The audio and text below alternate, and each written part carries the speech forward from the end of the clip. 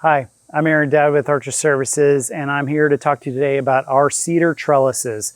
This here, so a 2-post trellis is just going to be these. If we're adding more posts, we can get you infinite length here, however far we need to go.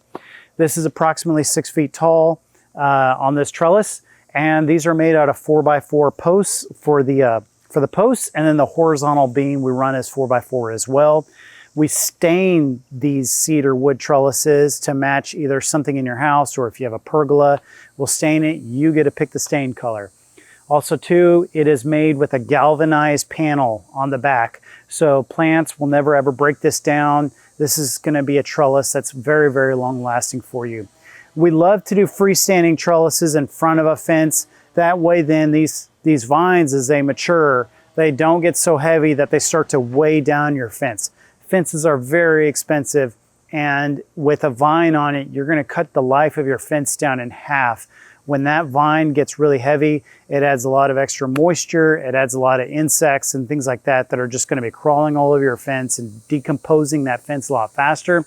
Might as well do it on a freestanding trellis. There's minimal material on this, so the only thing that could possibly rot out would be the post at the bottom, which these are set in concrete, so they're not going to go anywhere. These are very hardy.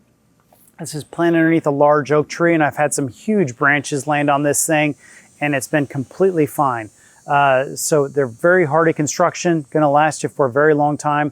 It can take the heavy vines as well, and then all you do, once the vine completely takes this over, you can hedge it however you want to keep this thing to where you can see it.